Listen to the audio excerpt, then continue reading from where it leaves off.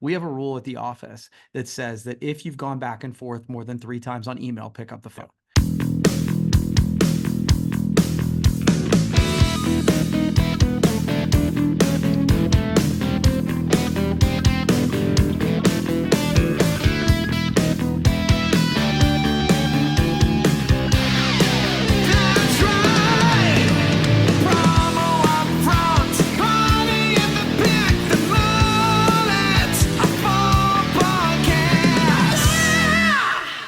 Roam if you want to, roam around the world.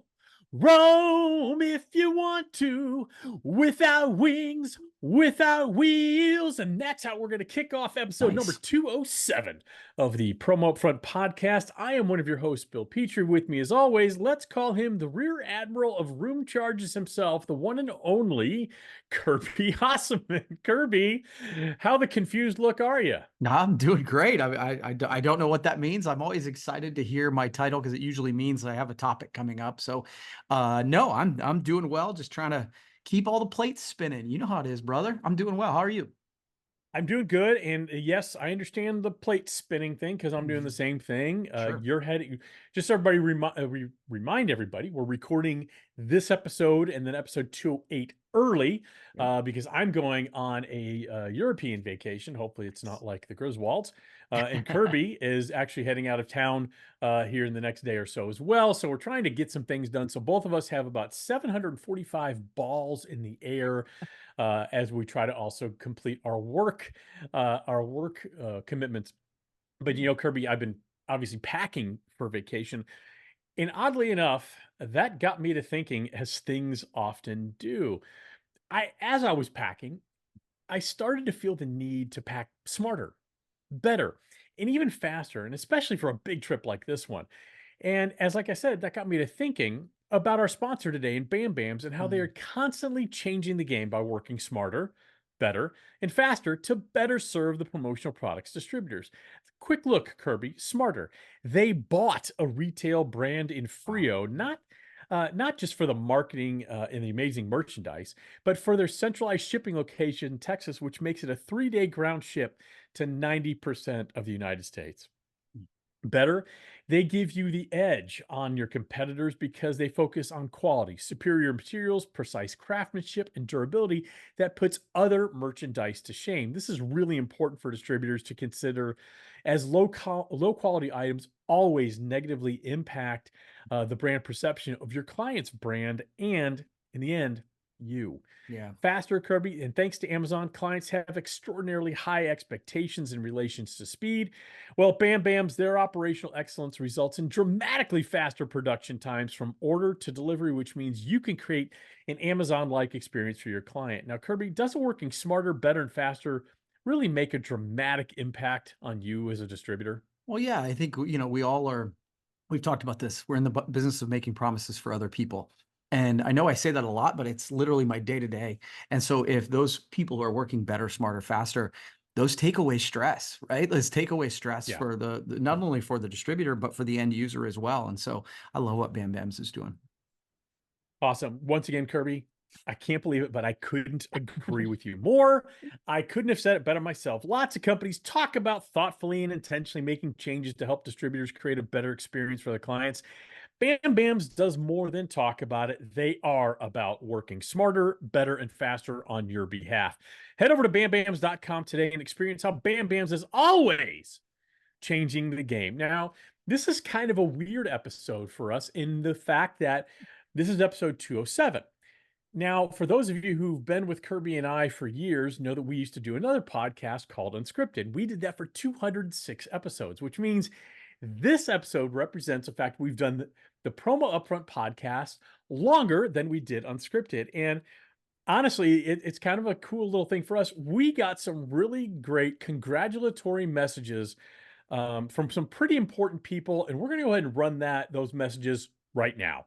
Promo Upfront podcast, the one with that Kirby guy, and what's his name, Peachtree? You're telling me they hit 207 episodes? It's terrible. Honestly, it's completely unlistenable. It's a dumpster fire. From a quality perspective, it's one of the worst deals the promo industry has ever had. The Promo Upfront podcast hit 207 episodes? Well, isn't that fantastic? Of course, I love listening to Kenny and Phil. I'm a long-time listener from way back, and I like to listen while I enjoy my morning coffee or afternoon tequila. Speaking of which, do you know where the missus hid the hooch? Okay. When the former president and the current sitting president, in fact, our two presidential candidates, take the time, even though they got our names wrong and they're It's a big both a deal. little off. Wow, that's pretty impressive. Yeah, I Kidding, of think it's course. That was thanks to AI, but that was actually kind of fun to do. But yeah. it is kind of cool that we've now eclipsed unscripted. I remember when we started this podcast, Kirby, it seemed like how are we going to get to 50 episodes, 100, now at 207? Pretty incredible. Yeah, I think it's when people we've been asked on podcasts, say, what's your superpower? And I think the superpower is we're just so damn stubborn. We keep showing up.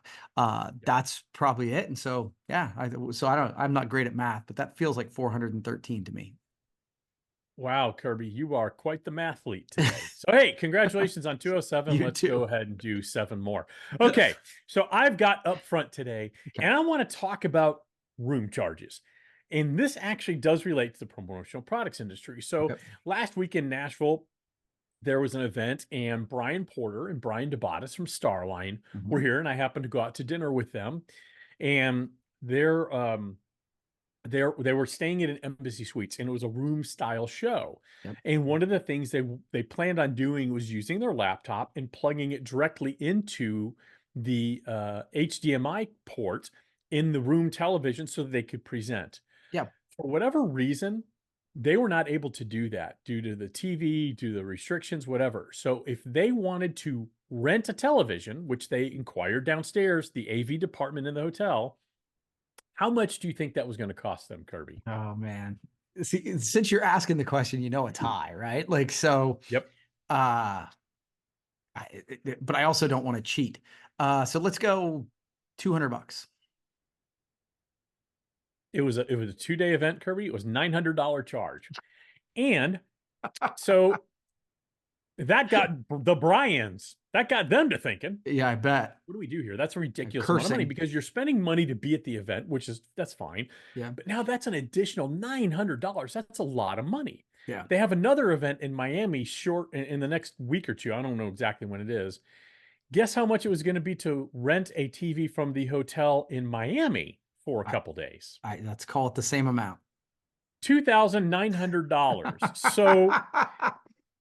So what they That's did, absurd. Buy Porter, a TV. Just buy a that's TV what and he ship did. it back. So the first thing Porter said, he goes, "Hey, got a favor to ask." I said, "Sure, anything you need." He goes, told me kind of what I just explained to you, the room charges. Yeah. You can buy a And TV for said, $500. we bought a TV. Would you be willing, after the event, we won't have time, would you mind coming back down to Nashville, picking up the TV and shipping it for us? We'll give you the shipping number and all that. I said, absolutely not. No problem whatsoever. They bought a $400 50-inch TV. Yeah. It cost $68 to ship it. Which is not bad. I went down actually. and got it, so Yeah. no big deal there.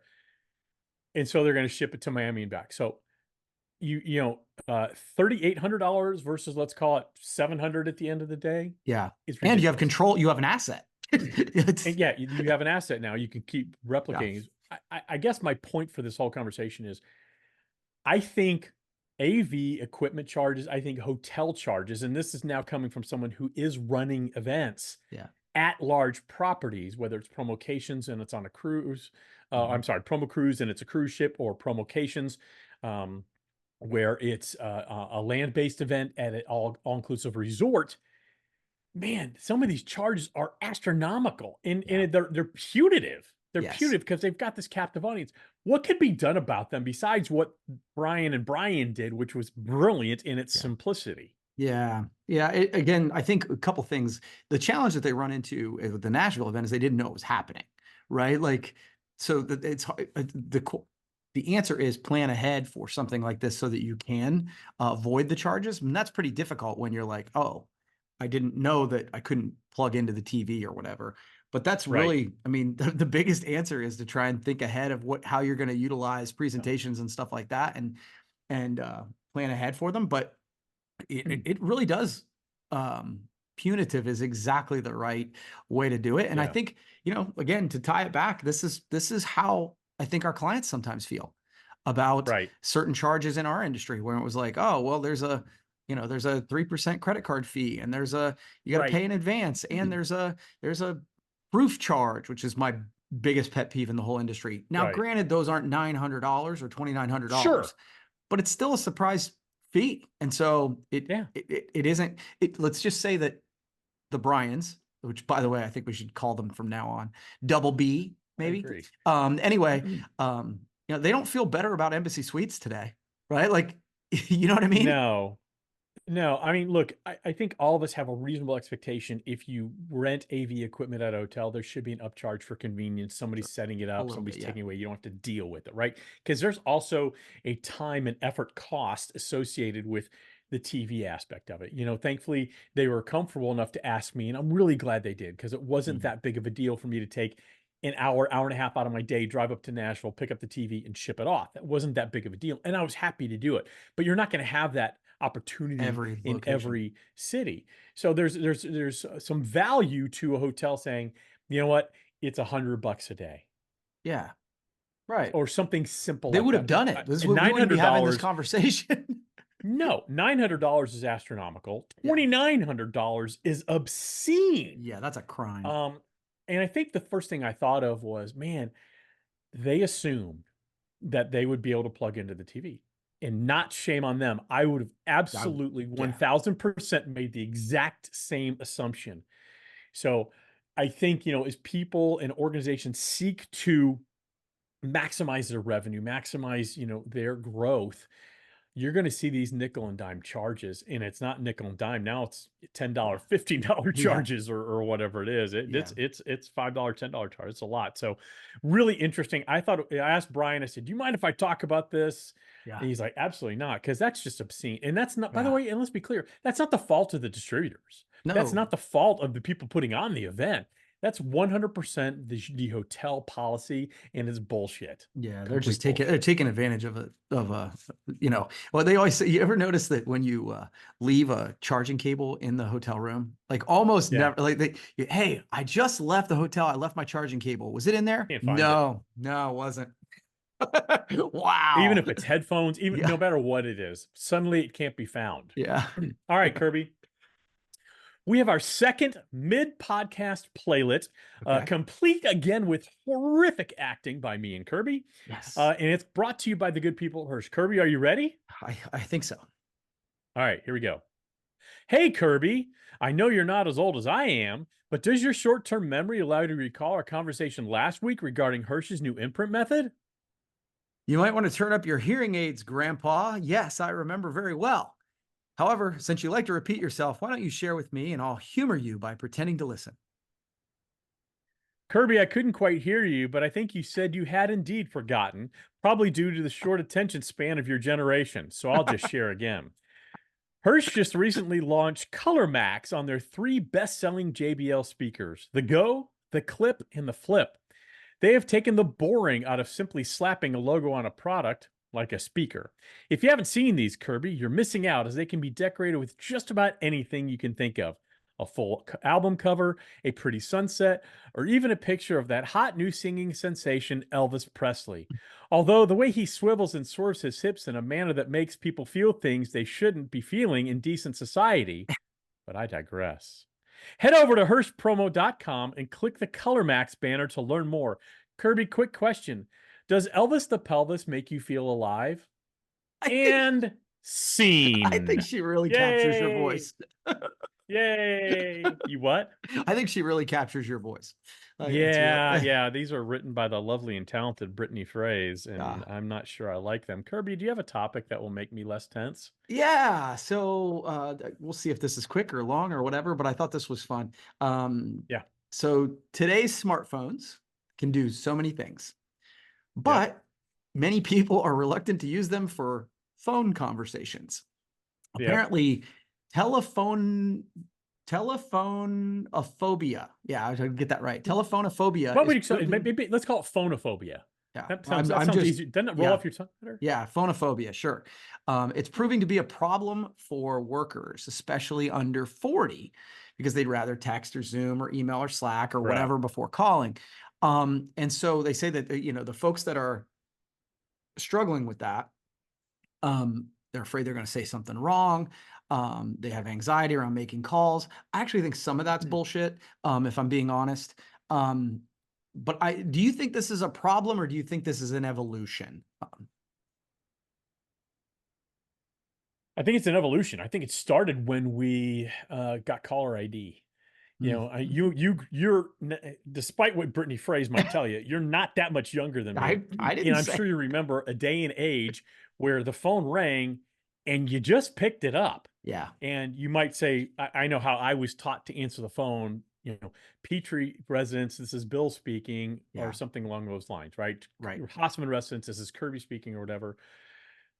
And so once we got caller ID, you could start screening phone calls, right? You could start, it actually probably started with the answering machine before then. If you didn't want to answer the phone, you could have the answering machine and then call them back 5 minutes. But let's stick with caller ID.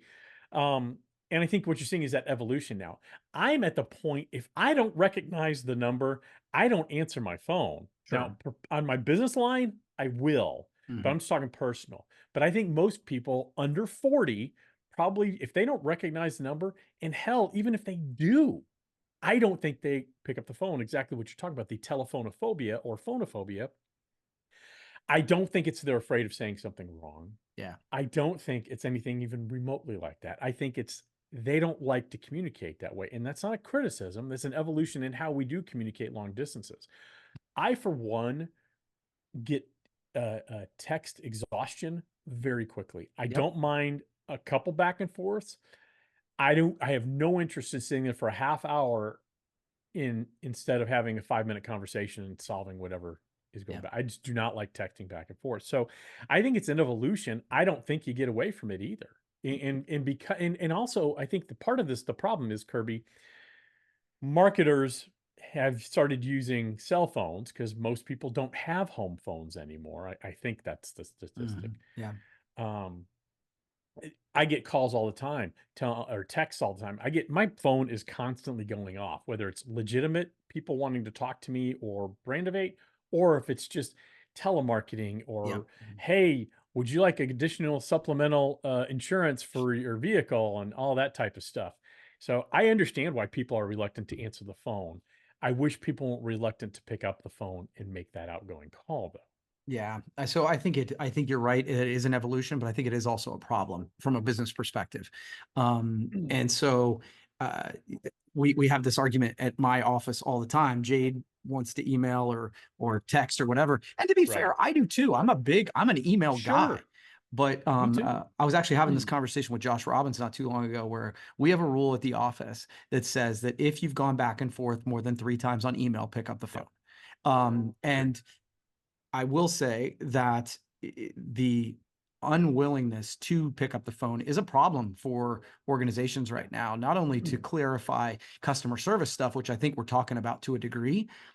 I agree. But man, gang, if you want to stand out in a sales marketplace, like, nobody wants to be called anymore. Well, nobody is calling anymore. So you do have the opportunity to break through where it used to be the phone was ringing off the hook all the time, especially like the office phone.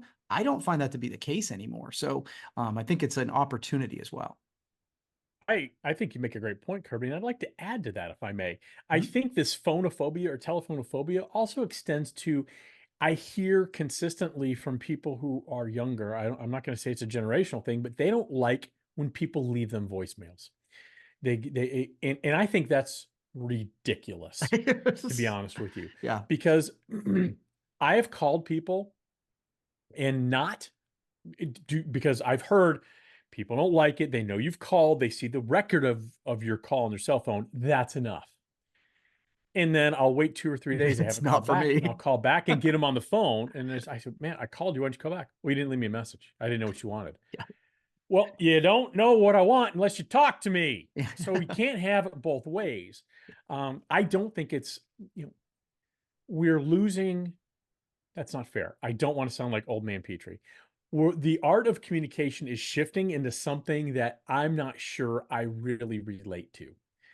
So I don't want to say we're losing the art of communication. I don't think we are. I think it's shifting to something that I don't think is really conducive to efficient communication at all. Yeah. You Well, know, and a quick text yeah, is go ahead. efficient if you can solve something, but like you said, it goes back and forth. Get on the phone. It takes 3 minutes. You get all that Inflection. nonverbal communication where intonation and tone and inflection and all that stuff. So go ahead. I'm sorry, Kirby. No, it's good. All that is really important. My rule too is also that the person who I want something from, or wants the person who is in demand, is the person who gets to dictate the communication platform. Yeah. So in other words, like I have a guy who's older than me. He's a car dealer in town. He does only texts. If I send him an Yeah. email, it's going into the abyss. So I text him because I want something Yeah. from him. If you want something from me, you need to email me. And I think that the Right. person who provides the value to the interaction is the person who gets to decide. But there's a lot of them. It's like, man, let's just pick up the phone call and get it over with.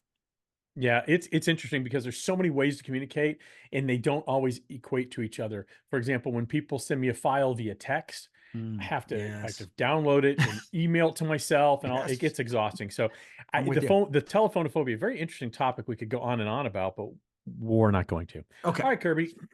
So I want to get quick thoughts, and this is related to the phone situation you just talked about, and I think this will be our last topic. We're going to go a little short today. I don't think anybody's going to cry about that.